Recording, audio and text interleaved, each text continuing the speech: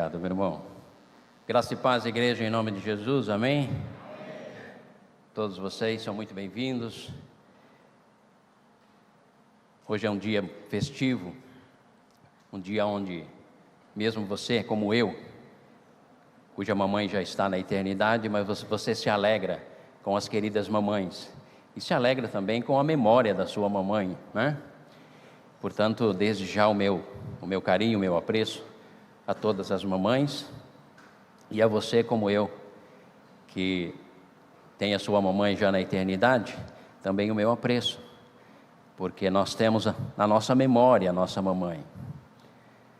Eu me lembro da minha mamãe quando ela conta a sua história, que se converteu aos 12 anos de idade, lá nos rincões do Nordeste, lá no sertão, bem distante, mas aos 12 anos de idade, chegou um homem com um livro de capa preta, e esse livro encantou o coração dela. E como Deus é maravilhoso, ele alcançou o coração da minha mamãe. Ela morreu aos 99 anos de idade.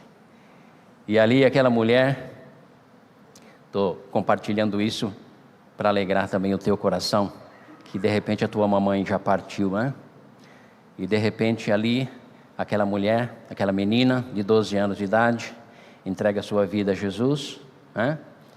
E mesmo sem saber ler, ela desejava muito ler este livro de capa preta. E ela nos contava nos nossos contatos mais próximos, né? Onde eu gostava de colocar a cabeça no colo dela e pedir para que ela tirasse os cabelos brancos. Hoje não dá mais, né? Hoje não dá mais. Mas eu gostava de fazer isso. E ali ela contava que, folheando aquele livro que ela ganhou depois de algum tempo, as letras embaralhadas pela falta da leitura, e ela dizia: Senhor Deus, permita-me compreender a Tua palavra, porque ela marca muito no meu coração, né? E a sua narrativa é que depois de algum tempo, as vogais foram se juntando, as consoantes, as palavras foram se formando, e ela morreu apaixonada pela Bíblia, até o último instante da sua vida. E esse foi um dos maiores legados que eu considero que a nossa mamãe nos deixou. Um amor pela palavra de Deus. Uma mulher apaixonada por Deus e pela sua palavra. Portanto, que Deus esteja abençoando as mamães e aqueles que não têm as suas mamães, que a sua memória possa ser honrada neste dia. Mas hoje, o nosso alvo é também presentear as mamães, da seguinte forma. Eu gostaria de trazer uma proposta nessa noite que pudesse, de alguma forma, tocar na vida e abençoar as mamães através dos seus esposos, dos seus maridos. Porque o nosso alvo dessa noite é os nossos irmãos, é o grupo masculino. Só que é óbvio, se construirmos, com a ajuda do Espírito Santo, construirmos conceitos mais elevados, mais nobres e transformadores, que venham a mudar a maneira de ser e de viver, e de se portar como homem dentro da sua casa, a mamãe, as nossas queridas irmãs serão abençoadas, e nós alcançaremos o objetivo do Pai. Não estamos celebrando o mês de maio como o cumprimento de um calendário religioso, não. Não é esse o propósito. Celebramos o mês de maio como o mês da família porque subentendemos que é uma instituição divina, sagrada, e que deve perdurar, e nós vamos lutar pelas famílias do Brasil e por todas as famílias da nossa igreja, porque sabemos que o sucesso ou o fracasso meu e seu passa pelas nossas famílias, passa pelo sucesso e o desenvolvimento dos nossos filhos e filhas, netos e netas, da nossa descendência. Por isso nós estamos tratando, como Igreja Batista, no mês de maio, trazendo à memória dos irmãos temas relacionados à vida, à convivência familiar. E nesta noite o meu alvo, como eu disse, é a ala masculina. Por gentileza, fique em pé a ala masculina, porque é com vocês que eu pretendo falar, me dirigir. homens honrados, a ala masculina desta igreja. Queridos irmãos, o desafio que temos nessa noite diante de mim e você, e que vai trazer um reflexo abençoador na vida das nossas esposas e também na vida dos nossos filhos e filhas, é o seguinte desafio, é o nosso desafio central. Eu quero, em primeiro lugar, desmistificar a ideia de que o fracasso pode pontuar a minha ou a sua vida por força de circunstâncias sociais, circunstâncias externas que venham afetar as nossas vidas ou a nossa liderança como homens, como maridos, como chefe de família. O nosso desafio para todos os homens que estão presentes aqui nessa noite é esse. Gravem isso.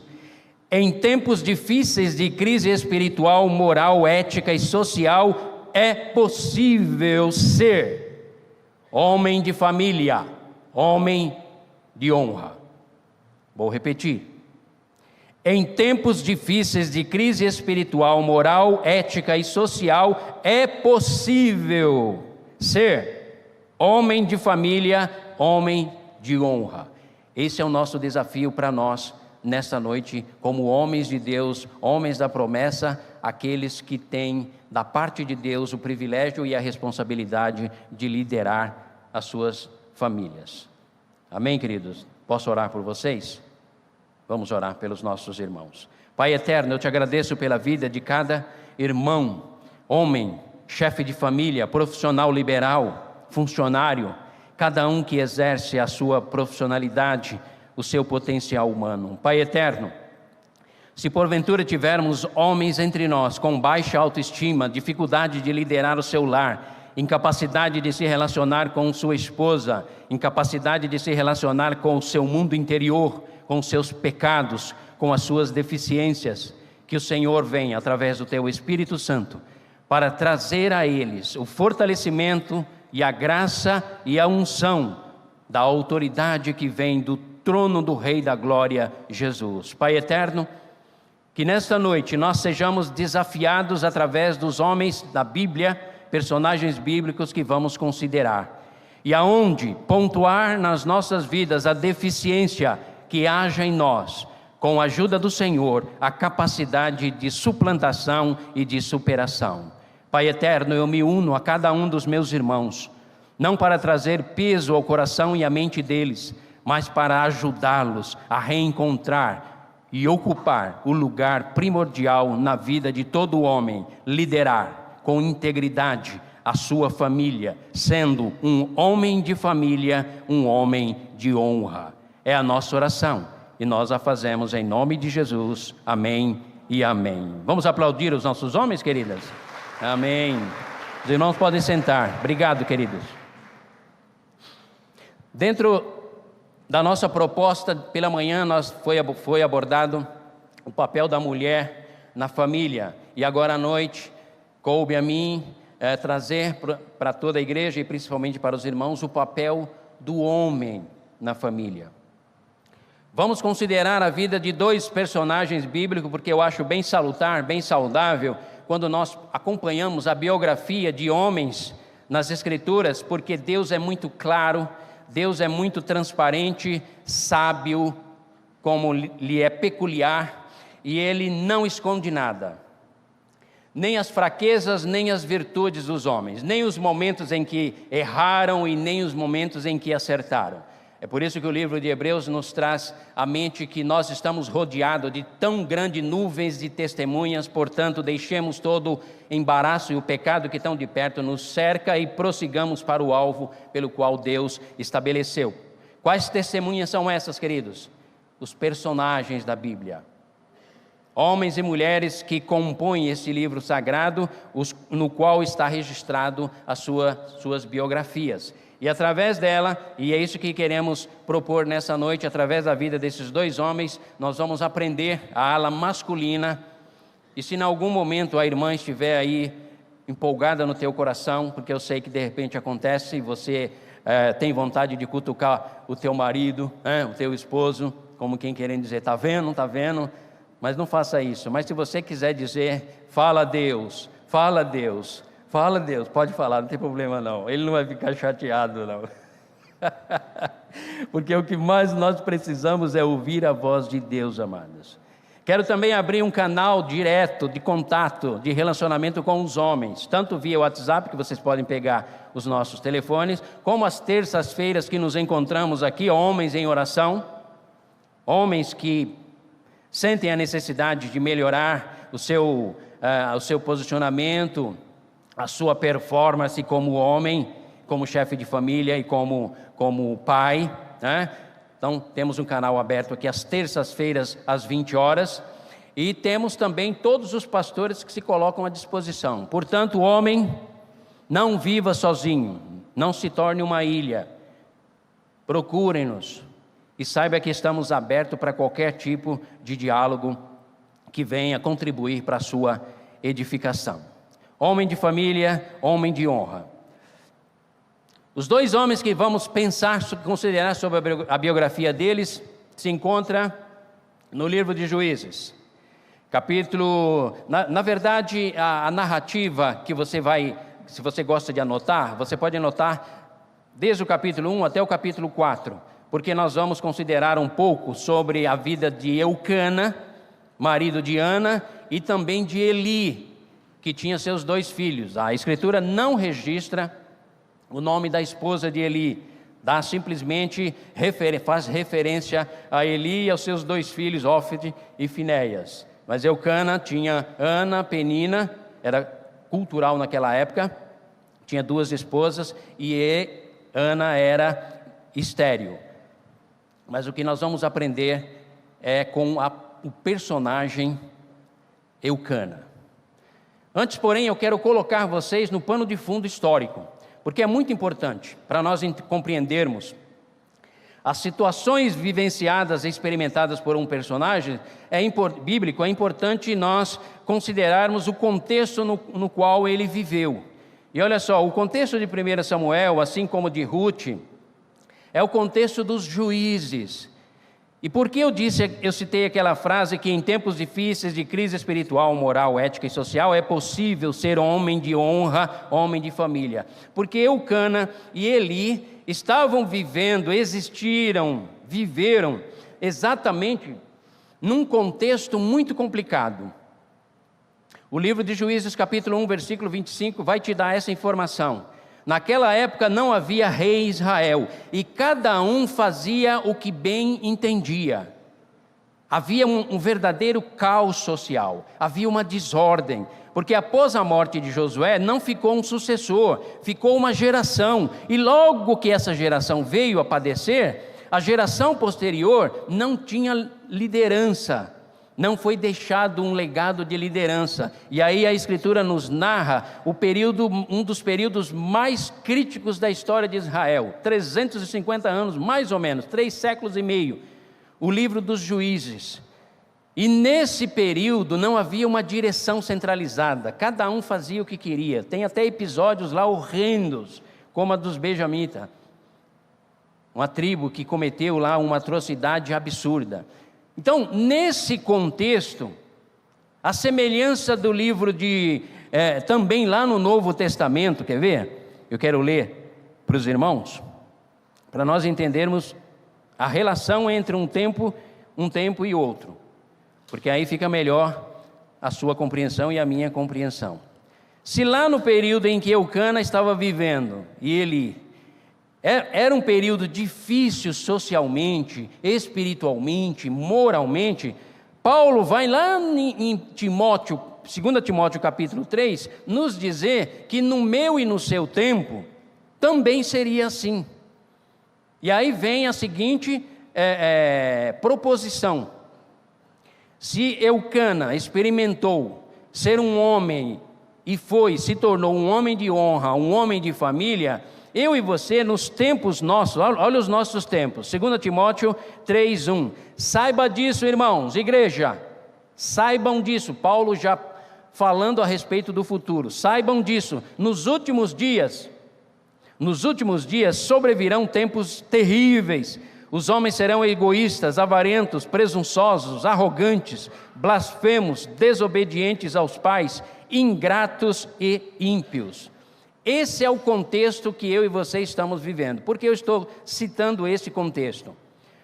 Porque é a mesma situação que se repete na história lá no passado, quando não havia rei em Israel. A impiedade, a injustiça, o declínio, a idolatria, a devassidão, a desorientação social, moral, tudo isso estava acontecendo. Qual é então a nossa lição? Qual é a nossa proposição? Qual é o nosso objetivo? Primeira coisa, homem, desmistificar da sua mente de que você vai se tornar ou pode se tornar alguém fracassado no teu casamento ou na liderança do teu lar, sob a influência dos teus filhos, porque a sociedade está decadente, porque a sociedade está longe de Deus, porque o pecado tem prevalecido, porque a internet tem roubado. Ou seja, a minha primeira proposta é dizer a você que vai depender de você e a responsabilidade é toda sua pelo sucesso ou fracasso no seu lar. No mínimo, você vai poder dormir em paz e tranquilo, sabendo que você cumpriu o seu papel quando você assim o fez.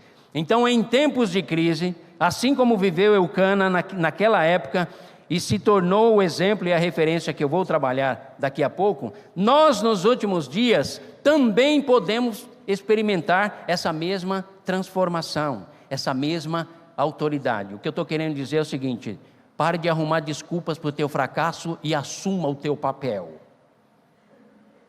Pare de olhar para a sociedade como sendo ela a causadora de toda a tua falta de liderança ou a tua debilidade como líder no teu lar. Porque é possível, em tempos de crise, eu e você sermos homens de família, homens de honra. Pare de olhar para o Brasil como sendo um país que está situado na América Latina, um país tropical, um país erotizado para justificar a tua infidelidade ou a tua tendência ao adultério. Assuma a tua postura para que você possa ser um homem de família, um homem de honra. Essa é a nossa proposição. Quem foi Eucana? Eucana aparece lá no capítulo 2 de Samuel, capítulo 1, aliás, ele aparece. Capítulo 1 de 1 Samuel, nós temos tanto a citação de Eucana como de Eli. Havia certo homem, 1 Samuel capítulo 1, havia certo homem de Ramá, dos montes de Efraim, chamado Eucana, filho de Jeroão, neto de Elieu e bisneto de Tou, filho do Efraimita, Zufi. Ele tinha 2 mulheres, uma se chamava Ana e a outra Penina. Penina tinha filhos, Ana, porém, não tinha. Todos os anos esse homem subia, olha as atitudes deste homem, o procedimento dele, e esse é o ponto para mim e para você, homem, nesta noite. Todos os anos, isso aqui corresponde às três festas judaicas que havia no ano. Você vai encontrar em Êxodo 23, aonde era solicitado da parte de Deus como um mandamento que todo sexo masculino deveria subir para adorar 3 vezes no ano. E em 23, Êxodo 23, capítulo 15, é muito interessante, e eu queria que cada homem aqui gravasse na sua mente. Nunca, não suba à minha presença de mãos vazias, Deus disse.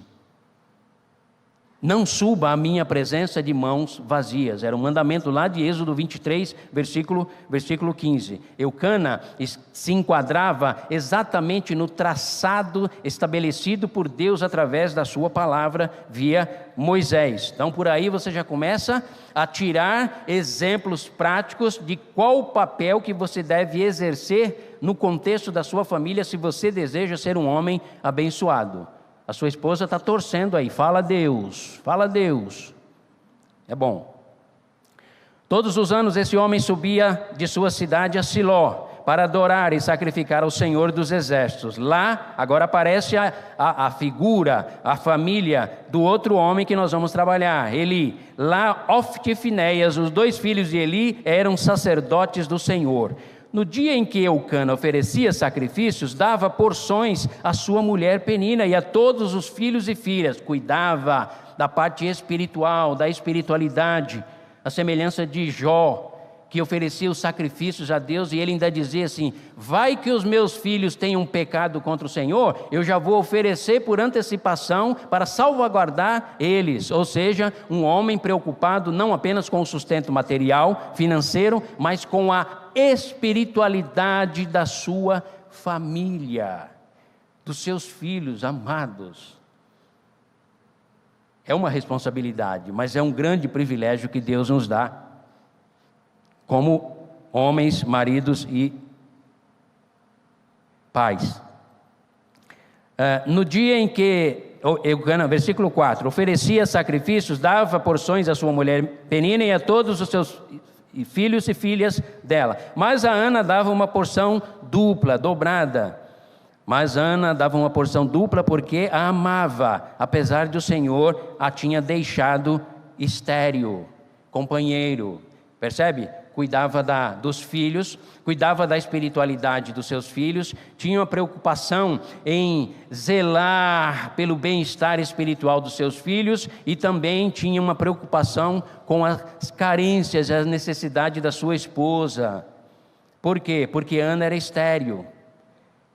E a história dela é tão interessante que ela sobe até o templo para orar e pela amargura do seu coração, ela orava muito intensamente. E o seu grande amigo e companheiro e marido, Eucana, dizia: mas Ana, querida, será que eu não tenho mais valor do que 10 filhos para você? Eu quero muito ajudar você, eu estou do seu lado, aconteça o que acontecer. Eu jamais vou desprezar você pelo fato de você não gerar filhos. Eu sempre terei você em autoestima, primeiro porque eu amo, e segundo porque eu quero liderar a sua vida em amor e graça. Apoio, fundamentação, segurança, conselheiro, amigo, leal, sempre ao lado, apoiando em todas as coisas. Este é um homem chamado Eucana. E Deus foi misericordioso com este homem, porque além dele se preocupar consigo de subir 3 vezes no ano para adorar ao Senhor, ele tinha preocupação com seus filhos e também tinha uma grande preocupação com a sua esposa, pelo fato dela não gerar filhos. Ele queria ser sempre o consolador, aquele que impulsionava adiante, aquele que eliminava qualquer aspecto negativo da crítica, mas meu bem, vamos juntos, estamos juntos nessa. E sabe o que aconteceu, queridos? Deus atendeu a oração de Ana, porque atrás de uma grande mulher tem sempre um grande homem, e atrás de um grande homem também tem uma grande mulher, porque em termos de influência nós estamos no mesmo pé de igualdade. É assim que Deus vai nos honrando. Então Eucana, ele surge como um personagem bem-sucedido num contexto onde tudo lhe era desfavorável, um contexto que puxava o contrário, um contexto que talvez o levaria ao derrotismo ou aceitação das fatalidades, sabe? Acontece com todo mundo. Sabe aquele tipo de pensamento ou de ideia que você armazena na sua mente? Você não cuida da sua família, não cuida dos seus filhos, não cuida da espiritualidade dos seus filhos, não é o esteio, o fundamento para a sua esposa, para apoio, e depois vem o fracasso e aí você diz: isso acontece com todo mundo. Ou seja, é uma fatalidade comum. Não, amados. Deus trouxe cada um dos irmãos nessa noite aqui para dizer a você: é possível em tempos de crise e de adversidade você ser bem-sucedido. Não se acostume à derrota, lute, como temos aprendido aqui deste púlpito, lute pela sua família, lute com as armas da legitimidade. E foi isso que Eucana fez na sua família. Qual foi o resultado? Ele, mesmo a princípio, rejeitando a forma com que Ana orava, subentendendo que ela estava embriagada, não entendendo com clareza a amargura de alma daquela mulher, mas mesmo assim ele, como sumo sacerdote, ele abençoou aquela mulher. Vai e seja feito como tu queres, porque o que ela queria era um filho. Sabe como é interessante, querido, que eu acho interessante alguns detalhes? Ela foi bem específica: Senhor, se tu me deres um filho do sexo masculino, para que eu possa consagrar ao Senhor. Isso não é determinismo cristão, amados. Isso é uma pessoa que sabe o que quer da vida e tem coragem de adorar e orar a Deus na segurança. Seja feita a tua vontade, mas a vontade de Deus não anula os teus propósitos e os teus pensamentos. Então Ana, ao orar assim, e tendo um esposo companheiro do lado, Eucana, a família foi bem sucedida, porque aí vem Samuel. E aquele menino, depois de desmamado, ele foi consagrado ao Senhor, passou a viver no templo. E lá na frente nós vamos ver Samuel, juiz, sacerdote e profeta, um homem bem sucedido. Ou seja, Eucana foi o esteio para que Ana tivesse coragem de orar e soubesse que o seu companheiro estava do seu lado.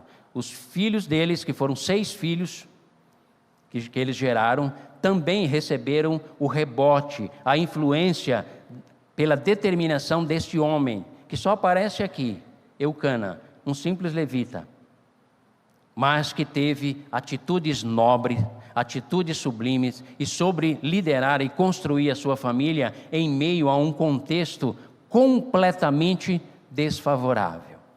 Agora vamos para Eli. Sumo sacerdote da linhagem de Arão, descendente de Tamar, que recebeu o sacerdócio por afirmação divina, homem que assistia no templo o tempo todo, homem que recebia as adorações do povo, as ofertas, os sacrifícios, homem que estava diariamente ali diante do altar do Senhor, recebendo o sacrifício daquela população. Homem que talvez, como eu e você, dominicalmente vem aos templos e adoram ao Senhor, e cantam louvores ao Senhor, e levantam as mãos, e diz que amam ao Senhor. Mas de repente, tudo isso não passa da esfera das declarações labiais, sem que haja uma transformação genuína e autêntica na sua alma. O Espírito de Deus passeia por este lugar, amados, e procura verdadeiros adoradores que adorem o Pai em espírito e em verdade. O que aconteceu com Eli é que ele se acostumou a um ambiente religioso e, diferentemente de Eucana, ele negligenciou o cuidado para com a sua família. Isso é muito comum, é por isso que nós, pastores, temos uma grande preocupação com os nossos filhos. Eu, pela misericórdia de Deus, os 3 filhos já cresceram, casaram-se, todos eles são comprometidos com o Evangelho de Cristo Jesus. Glória a Deus, porque não foi pelo nosso mérito. Mas nós temos uma grande preocupação porque corremos o risco, e você também, homem, que não está atrás desse púlpito, também corre esse risco de cair na religiosidade, na ortodoxia, nas tradições e perder a essência, a pureza, a nobreza de um relacionamento íntimo e pessoal com o Deus eterno. Quando isso acontece, queridos, o primeiro lugar onde a tua liderança é comprometida é dentro da tua casa, é dentro do teu lar. E Eli, segundo o sacerdote Eli, segundo nos consta nas Escrituras, o maior erro que Eli cometeu não foi apenas se tornar obeso, indolente, lento, acomodado, como muitos de nós nos acomodamos com a vida religiosa, com o ir e vir dos nossos templos. Não foi esse o único erro que o sacerdote Eli cometeu. O maior erro que o sacerdote Eli cometeu, segundo a Escritura, é que ele deixou de honrar a Deus e passou a honrar mais os seus filhos. É nesse contexto que Deus chama a atenção de Eli. Se em Eucana nós temos seguidos e que receberam o carimbo de Deus, a aprovação, porque dele se levantou um descendente chamado Samuel, que marcou a história de Israel, do povo de Israel até os dias de hoje. Em Eli nós temos o contraponto. Nós temos o homem preguiçoso, o homem indolente, o homem inconsequente, o homem que deixou a vida me levar, leva eu. E Eli sabia, através de informações de terceiros, qual era os procedimentos dos seus filhos. E sabe como seus filhos eram chamados? Filhos de Belial, homens ímpios. porque eles exerciam o sacerdócio fazendo descaso das ofertas que eram oferecidas. Você vai acompanhar isso do capítulo 1 até o capítulo 4 de 1 Samuel, para você compreender. Eram homens que desrespeitavam a Deus, eram homens que, por conta dele, o desequilíbrio, o desrespeito para com os sacrifícios e as ofertas de Deus, comprometeu a vida do povo, a sociedade. Eram homens que se deitavam com as mulheres que prestavam serviços na própria entrada da tenda do encontro. E Eli vai repreender num dado momento os seus filhos, mas olha como ele repreende: filhos, é mais ou menos como eu e você que sabe que o teu filho tem desvio de caráter e não tem coragem de corrigir. Sabe que o teu filho tem o hábito de mentir, de enganar, filho ou filha, e você não cuida, você não trata com a devida seriedade que é preciso. E Eli então dizia: filhos, eu ouço falar a respeito do que vocês têm feito, isso não é legal, não é bom. Quando na verdade Eli tinha autoridade da parte de Deus de destituir os seus filhos da função sacerdotal, mas por conta de preservar a imagem, preservar a herança, a sequência sacerdotal, ele assim não o fez. E sabe o que Deus diz? Levantou um profeta, não dá o nome dele aqui, levantou um homem e disse: Eli, a tua casa será extirpada. Eu, Deus dizendo, disse por juramento que não faltaria descendência na tua hierarquia, na tua genealogia.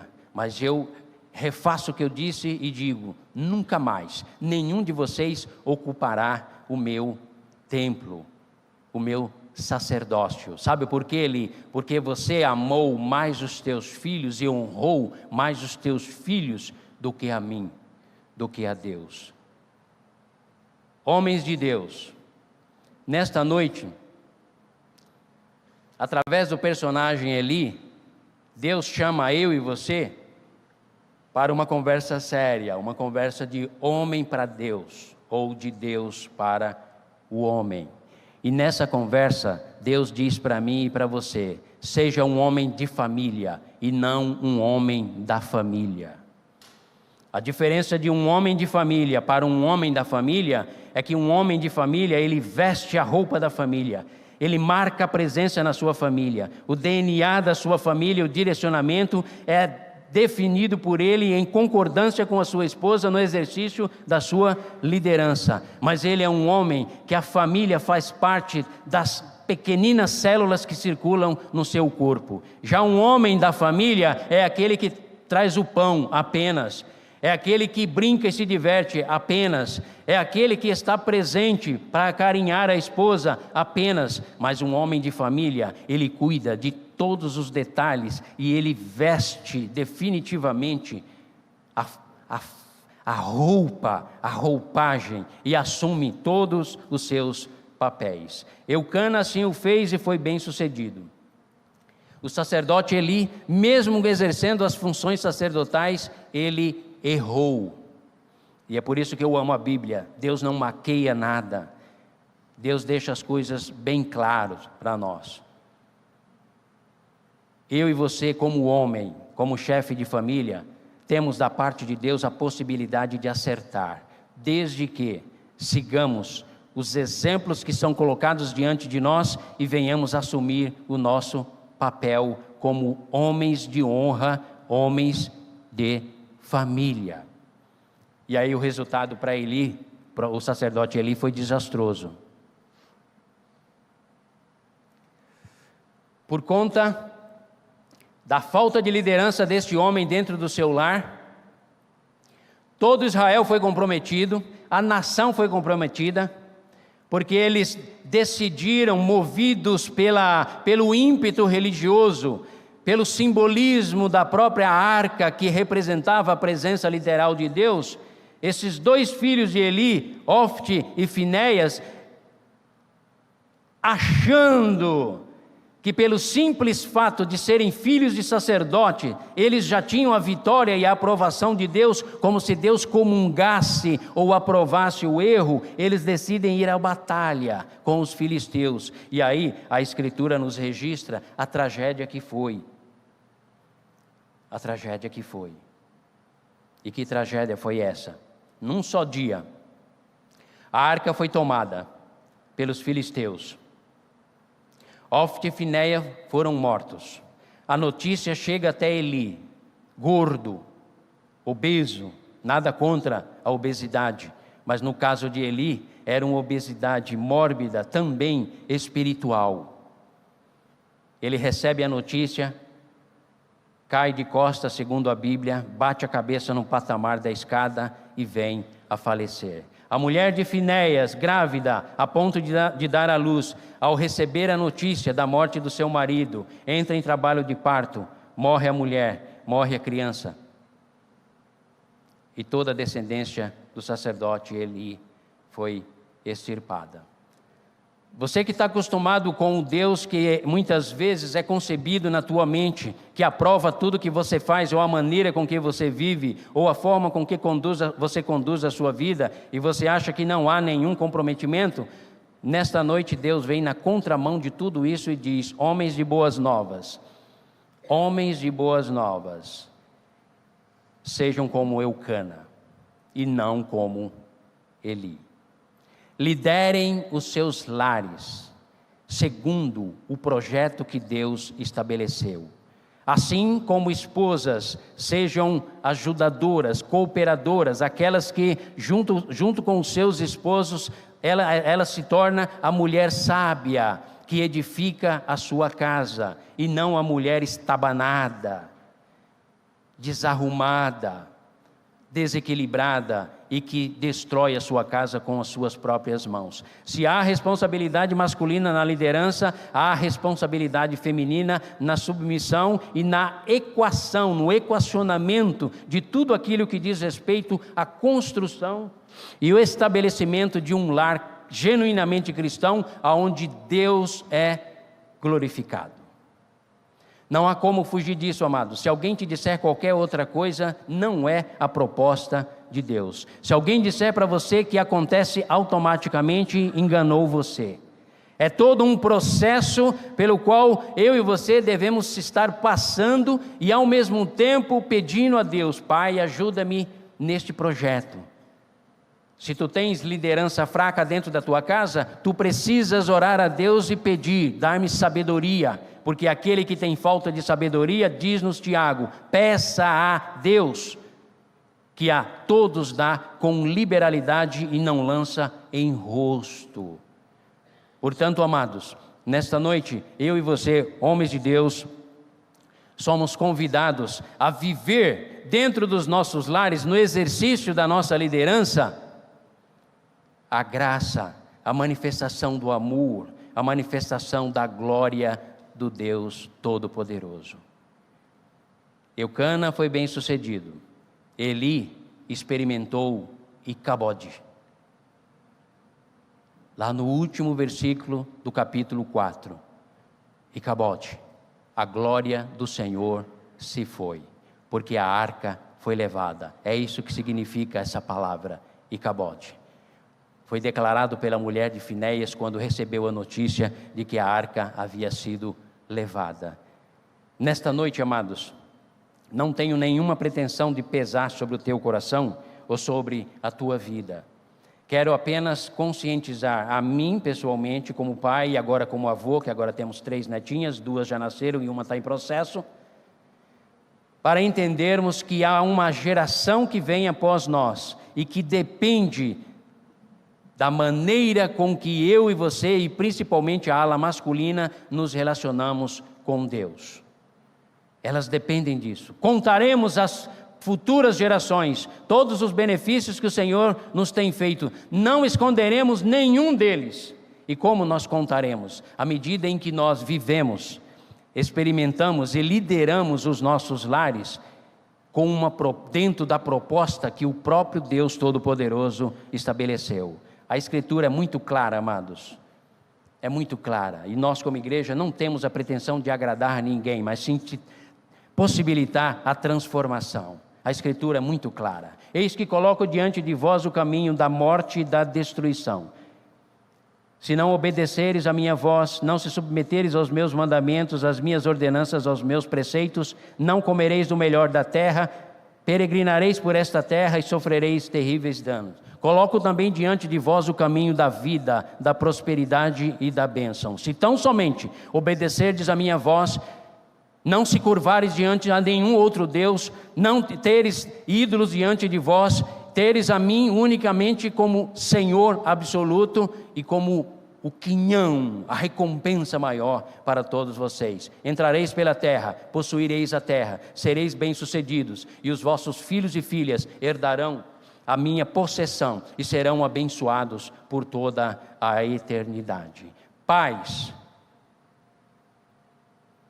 ao caminhares com os vossos filhos, ao vos deitares e levantardes, comuniqueis a eles as minhas verdades, para que eles possam inculcar nas suas mentes quem eu sou, o único Deus, o Senhor, e assim estareis semeando a bênção no coração dos vossos descendentes. É assim que Deus trabalha, amados.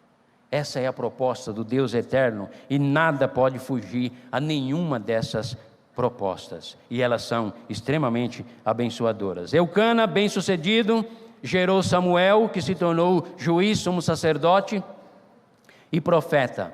Eli não prestou atenção na proposta de Deus, se acostumou à religiosidade, se tornou um homem religioso e não espiritual, foi negligente para com a sua família, foi negligente para com o próprio Deus, não prestou atenção em tudo aquilo que Deus havia proposto para ele, muito menos na posição sacerdotal que ele ocupava, e portanto ele fracassou no contexto da construção da sua família. Agora, para aplicar, ser um pouco mais prático e aplicar a minha e a sua vida, eu quero ressaltar alguns pontos que eu chamaria de desafios práticos para você. Não digo para nós, eu digo para você, homem de família. Desafios práticos. Primeiro, liderança. Segundo, liderança. Terceiro, liderança. Quarto, liderança. 4 aspectos da liderança que você precisa exercer, e a tua esposa está desesperada, desejando que você ocupe este lugar. Os teus filhos e filhas também estão desejosos de ver você ocupando este lugar. Primeiro, liderança espiritual. O que é liderança espiritual? Como viver isso na prática? Entusiasmo com Deus. Entusiasmo com Deus. Entusiasmo com Deus, a própria palavra em si, entusiasmo, é enteos, é alegria, é ênfase, é pujança em Deus, enteos. Entusiasmo com Deus. Há isso na tua vida? Ou tudo que você faz é meio mecânico, meio religioso?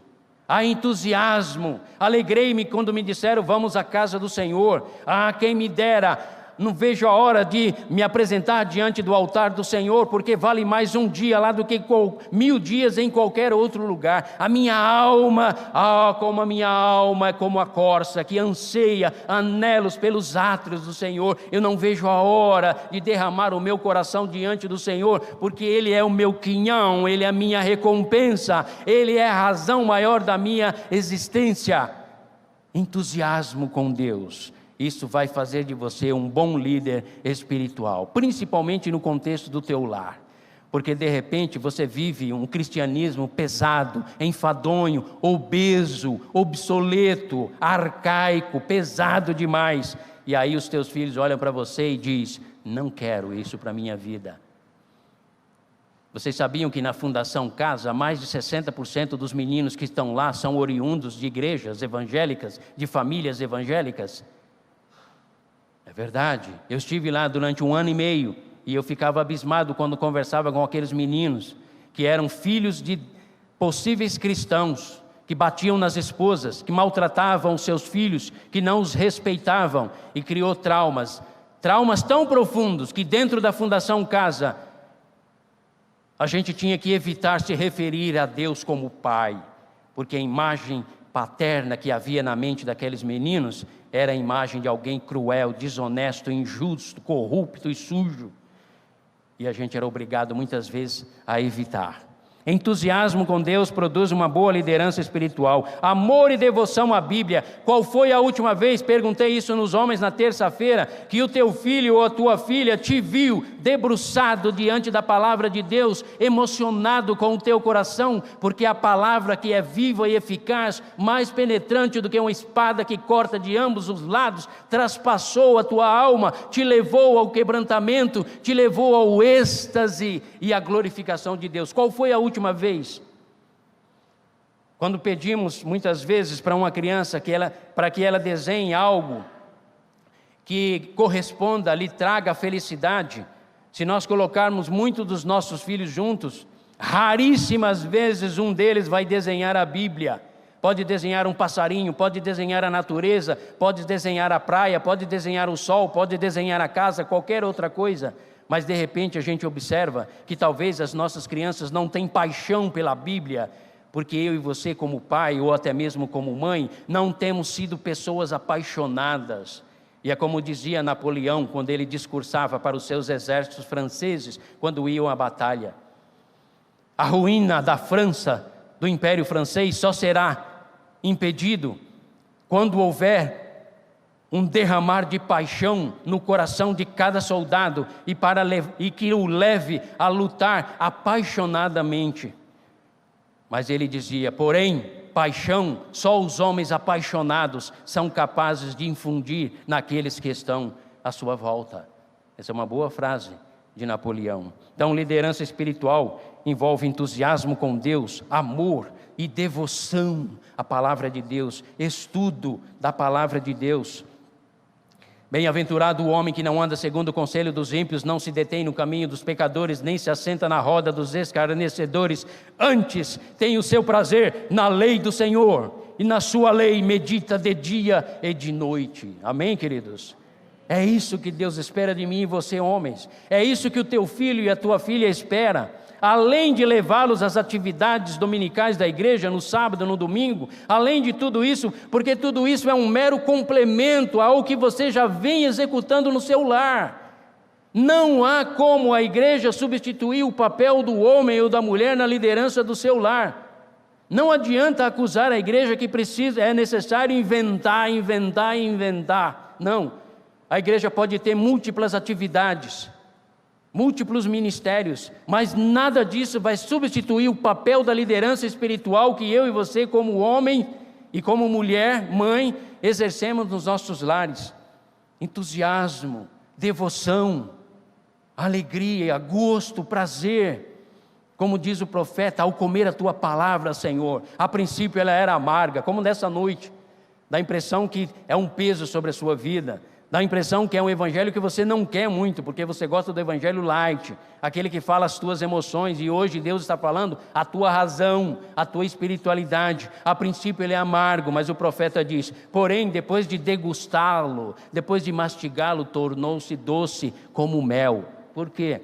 Porque a palavra de Deus é que vai transformar o seu mundo interior e vai refletir essa transformação no equilíbrio emocional, espiritual, psicológico, físico, intelectual, em todas as áreas da vida dos seus filhos e das suas filhas. Amor, zelo e serviço pela igreja faz parte da liderança espiritual. E em quarto, seja espiritual e não religioso. Isso tudo faz parte de uma boa liderança espiritual. Ser espiritual e não religioso. O que te trouxe aqui? Foi o medo de ser punido amanhã por Deus? Ou para que você não tenha uma consciência pesada amanhã? O que te trouxe aqui nesta noite? Foi o desejo de ouvir: fala, Senhor Deus, porque o teu servo ouve. Fala, Senhor Deus, comigo, porque sem a Tua palavra, a minha segunda-feira é um tanto quanto desorientada. Fala, Senhor Deus, ao meu coração, para que eu experimente transformação e vida e vitalidade na minha espiritualidade.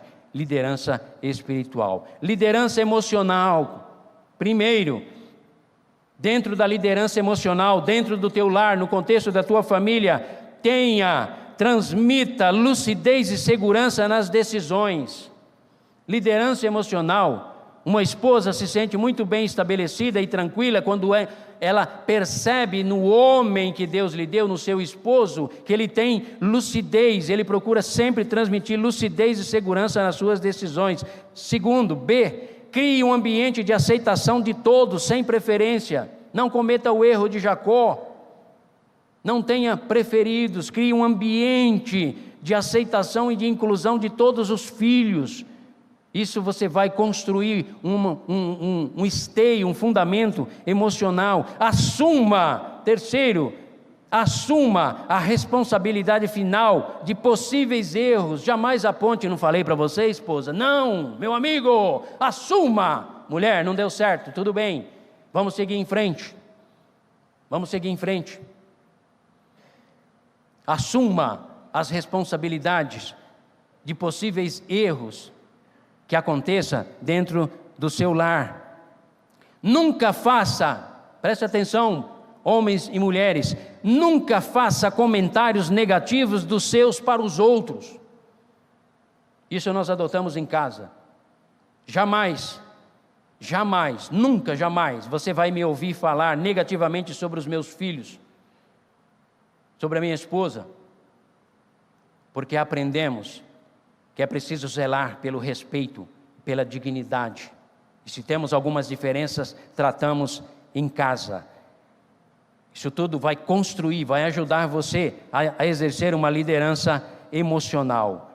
Nunca faça comentários negativos dos seus para os outros. Liderança intelectual, também você precisa liderar intelectualmente o teu lar. É por isso que eu estou solidário com os homens, porque não é fácil, viu, queridos? Não é fácil liderar, mas Deus não dá tarefas grandes para homens pequenos. Deus dá tarefas grandes para grandes homens, porque Ele nos deu a referência maior, que é Cristo Jesus. E Ele diz: caminhem até alcançarem a unidade de varão perfeito, segundo a medida completa de Cristo Jesus. Não é pouca coisa, é muita coisa que nós somos desafiados a ser. Liderança intelectual. Primeiro, tenha uma mega visão do mundo, não seja medíocre.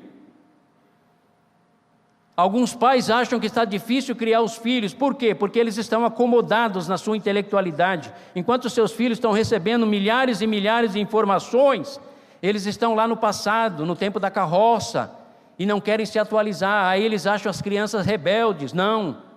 Como conversando com uma mãe aqui nos nossos corredores, ela diz: pastor, eu estou preocupada, a minha filha vai fazer sociologia na Unicamp. Eu falei: minha irmã, deixa ela em paz, glória a Deus pelo sucesso da sua filha. Mas pastor, é ciências humanas, vai envolver filosofia, vai envolver uma série de coisas. Eu tenho medo que a minha filha descabece na sua mente. Eu disse para ela: se prepare para conversar com ela, minha irmã. Vai ler sobre antropologia, vai pesquisar sobre filosofia contemporânea, antiga, sociologia, e aí você vai estar preparado ou preparada para dialogar com os seus filhos e não recriminar pelo fato deles terem conhecimento. Então tenha uma mega visão do mundo e não uma micro, nem uma macro, tenha uma mega, uma visão ampla de tudo que diz respeito ao mundo. Isso vai te ajudar a liderar intelectualmente a tua casa, né? Evite o saudosismo, não viva do passado, queridos. O que ficou no passado, ficou no passado. Nós adquirimos as nossas experiências, mas hoje o tempo é outro. Os desafios são outros para mim e para você. Para você como trabalhador, homem de Deus que está aqui nessa noite, daqui para frente os desafios serão maiores. Não é apenas a reforma da Previdência que vai nos trazer segurança no trabalho ou a reforma trabalhista. Não, amados. Há pontos na dinâmica da relação do homem com o trabalho que é irreversível. Você hoje precisa ser eclético, Você precisa se reinventar constantemente. Você precisa exercer várias funções e ganhar menos. Você precisa equacionar a sua mentalidade, a sua capacidade criativa. Você não pode apenas e tão somente cumprir as obrigações que te são passadas. Você precisa ir além e aprender a superar obstáculos. Isso vai te ajudar a liderar intelectualmente os teus filhos, porque eles serão preparados para o mundo competitivo. Isso é liderança intelectual. Evite o saudosismo. Porque no tempo da minha avó, já foi o tempo da minha vovó, o tempo da minha mamãe, o tempo hoje é outro. Os desafios hoje são enormes e você precisa liderar. Tenha opiniões fundamentadas, saia do achismo. Não seja um homem superficial no conhecimento. Investigue, vá a fundo, não apenas nas questões bíblicas, mas nas questões científicas, nas questões acadêmicas, nas questões que envolvem a sociedade, na economia mundial, na economia global, em tudo que envolve a dinâmica do mundo, do trabalho, dos novos tempos. Tenha opiniões fundamentadas dentro da liderança intelectual. Não tenha medo dentro da liderança intelectual. Não tenha medo de dizer não sei. Eu não sei nada, quase nada de computador, queridos. Sou um pastor, mas eu confesso para vocês que eu não sei quase nada de computador. Mas eu estou indo atrás. E não me sinto diminuído mais do que ninguém, ou menos do que ninguém. Porque a informática não nasceu no meu contexto. Eu fui um homem da datilografia, saudosismo. Não posso ficar lá. Tem que olhar lá para frente. Então não tenha medo de dizer não sei. Faça como o filósofo, só sei que nada sei. Quem sabe um dia eu saberei. Não tenha medo de dizer não sei, porém diga sempre, vou pesquisar. Não sei, mas eu vou pesquisar. Isso é liderança intelectual, isso é necessário. E por último, liderança financeira. Tem vários aspectos aqui, mas alguns simplesmente para pontuar e ressaltar para você. Tenha um caixa único. Não queira ser o provedor maior, egocêntrico, que se sente o bambambam dentro de casa e não quer ninguém envolvido na parte financeira, porque eu supro tudo, quase com idolatria. Cuidado.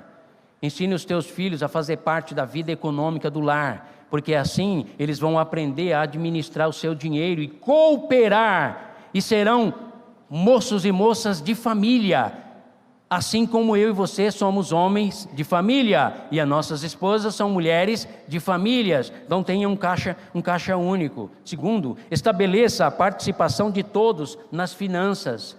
Não precisa pesar sobre o seu filho. No meu tempo era assim, pegava o orelite e trazia. Mamãe está aí o orelite, papai está aí o orelite, e aí vinha 10 mil reais para a nossa mão. E estava bom demais. Não precisa pesar. E eu tinha 13 anos de idade, acredite se quiser. Não precisa pesar sobre os seus filhos e filhas, mas eles precisam fazer parte, porque isso vai ser saudável. E eles perceberão que há uma liderança financeira dentro da sua casa, eles participarão. Terceiro, tenha uma planilha de orçamento, mínimo, planilha mínima, entradas, receitas e saídas. Questões mínimas. Sem essa noção básica de controle de finanças, aí a sua casa fica desarrumada. E aí compromete a sua liderança espiritual também. Porque uma casa desarrumada financeiramente traz estresse. As doenças psicossomáticas, traz dores de cabeça, traz enxaqueca, traz dores pelo corpo, desajuste financeiro. Então, pratique, tenha uma planilha de orçamento mínima. E pratique, por último aqui, pratique o hábito de poupar. Irmãos, um exemplo clássico que nós temos na Bíblia é um homem chamado José, que nos ensinou que poupar não é quando a coisa está ruim, não, é quando a coisa está boa. Nós brasileiros fazemos o contrário. Quando a coisa está boa, nós vamos para Miami, vamos para Disney, vamos lá brincar com o Pato Donald, vamos brincar com o Mickey. E aí quando vem a fase ruim das vacas magras, nós vamos para a igreja orar. Meu Deus, me abençoa, Senhor, tem misericórdia de mim. Está errado, amados? Fugimos do princípio bíblico. O princípio bíblico é economizar, é poupar em tempo de abundância, porque nós nunca sabemos o que pode acontecer. Pastor, mas eu não sei o que vai acontecer amanhã. Isso é hedonismo, amado. Isso é narcisismo que vive só em sempre da função de hoje, do prazer e da satisfação. Deus nos deu a capacidade, homens, para liderarmos as nossas casas com lucidez e liderarmos a nossa vida financeira, a vida financeira da nossa família, e devemos praticar a poupança, porque todo mundo cresce o olho em cima do meu e dos seus recursos. Todo mundo é luzinhas direto acendendo, me compra, me leva. E às vezes você não sabe discernir entre o essencial, o elementar, o supérfluo ou o desnecessário. Então a liderança masculina, nós nessa noite, o nosso papel como homens dentro do nosso ambiente familiar, segundo a proposta de Deus, passa pela liderança espiritual, liderança emocional, liderança intelectual e liderança financeira. Agindo assim, Deus diz: eu serei convosco e abençoarei a tua semente, abençoarei a tua sementeira, abençoarei os teus filhos e filhas. Agindo assim, sereis prósperos sobre a face da terra. Agindo assim, é por isso que os judeus são muito prósperos financeiramente, porque eles levam ao pé da letra exatamente todas essas observações. Eu e você não somos judeus, somos brasileiros, mas temos diante de nós a palavra do Deus vivo. E Ele é quem nos convida e diz: venham a mim, adquiram de mim, sem preço, sem custo, tudo aquilo que pode trazer benefício para a tua alma. Ouçam-me e vivereis, possuireis o melhor da terra, eu serei o seu Deus, e vocês serão os meus filhos e filhas. Protegerei os vossos descendentes sobre a face da terra, estabelecerei com vocês, homens e mulheres, a minha aliança, o meu pacto. Escreverei os seus nomes na palma das minhas mãos, escreverei os seus nomes no livro da vida, e estareis convosco todos os dias na face da terra, durante o tempo que se chama hoje, e honrarei aqueles que me honram, porém desprezarei aqueles que me desprezam e desprezam a minha palavra.